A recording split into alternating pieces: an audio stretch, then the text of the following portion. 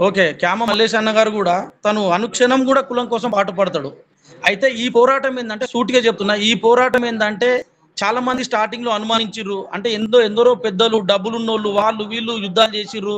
ఏదో దగ్గర అమ్ముడు పోయిర్రు. ఏంది అది ఇది అని కొద్దిగా ఎనక ముందుకు రావడానికి కొంత ఎనకకు ముందు అయ్యిర్రు. కాకపోతే ఈరోజు మీరందరూ మాట్లాడిన దాన్ని బట్టి చూస్తే అందరికి పూర్తి అవగాహన ఉన్నది. అందరికి నమ్మకం ఉన్నది.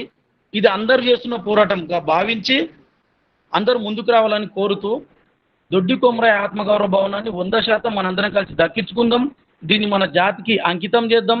దీన్ని జాకగా ఏర్పడి అందరినీ కూడా ప్రతి జిల్లా 33 జిల్లాలలో ఉన్నటువంటి ప్రతి ఒక్కరి ప్రాతినిధ్యం దీంట్లో ఉండేలా దీన్ని జాక్ను ఏర్పాటు చేసి గవర్నమెంట్ ద్వారా దాన్ని ఈ పాత ట్రస్ట్ చేసిన ఆగడాలని అన్యాయాలని ఈ సమాజానికి చూపించి ఈ కొత్త ట్రస్ట్ని ఏర్పాటు చేసి 33 జిల్లాల నుంచి ఆ ట్రస్ట్లో అందరూ ఉండే విధంగా చూసి మన భవిష్యత్తుకి మన పిల్లల భవిష్యత్తుకి దీన్ని ఒక వెలుగుగా ముందుకు చూపుదామని ఈ పోరాటంలో అందరూ కలిసి రావాలని ఇది అందరూ చేస్తున్న పోరాటం అని గురునాథ్ గారు ముఖ్యంగా అనుక్షణం దానికోసం పోరాడుతున్నారు. సలహాలు సూచనలు మనకి మన మేధావుల నుంచి అందుతున్నాయి.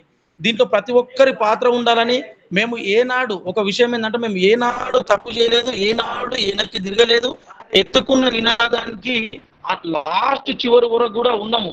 ఓడిపోయి చనిపోతాం తప్ప పోరాటంలో మాత్రం మేము ఎవరికి లొంగము వంగము అమ్ముడు పోయేది మాకు ఏనాడు అలవాటు లేదనేది తెలియజేస్తూ అందరూ కూడా మీరు శాయశక్తుల ముందుకు రావాలని ఇది పెద్ద డబ్బులున్న వాళ్ళకి గుండె ధైర్యం ఉన్న వాళ్ళకి మధ్యలో పోరాటం అని గుర్తు చేస్తూ ఉన్నాను. అన్ని జిల్లాల్లో వాళ్ళు కూడా ఈరోజు జాయిన్ అయిన వాళ్ళు ఇంకొకరికి తెలియజేసి 100% మనం గెలుస్తున్నాము. మన గ్రౌండ్ రిపోర్ట్ ఉన్నది.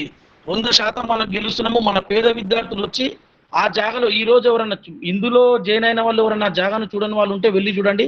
చాలా చక్కగా అద్దాల మేడల మధ్యలో మన బంగ్లా ఉన్నది. అక్కడికి వచ్చి మన పిల్లలు చదివితే ఎంతో ఆహ్లాదకరమైన వాతావరణం ఉన్నది. వీళ్ళు చెప్పేటివన్నీ అబద్ధాలు. ఔటర్ రింగ్ రోడ్కి చాలా కిలోమీటర్ దగ్గరలో భవనం ఉన్నది. ఈ హైదరాబాద్లో ఎక్కడ చదివినా కూడా బస్సు సౌకర్యాలు ఉన్నాయి. 900 రూపాయలు పెడితే అన్ని బస్సులు ఎక్కి దిగొచ్చు. అన్ని సౌకర్యాలు ఉన్నాయి. ఈ ఫేక్ టీమ్ ఈ ఏ టీమ్ అంటారు వీళ్ళని చెంచాలు అంటారా లేకపోతే ఆ టిష్యూ పేపర్లు అంటారా వీళ్ళు చెప్పేటివన్నీ పచ్చి అబద్ధాలు. ఖచ్చితంగా అన్ని సౌకర్యాలు ఉన్నటువంటి బంగ్లాది. అక్కడ మన పేద పిల్లలు వచ్చి చదువుకోవడానికి అన్ని విధాలుగా అవకాశాలు ఉన్నాయి. వారి కోసం మనం కొట్లాడదాం. ఇక్కడ ఒకరికి వచ్చేది ఏం లేదు. పేద పిల్లలకు చదువు అందుతుంది. ఓన్లీ మన టార్గెట్ పేద పిల్లలకు చదువు అందాలి. దానికోసం అందరు పోరాడతారని కలిసి ముందుకెళ్దామని తెలియజేస్తూ ఈరోజు జాయిన్ అయిన వాళ్ళందరికీ కూడా పేరు పేరున ధన్యవాదాలు.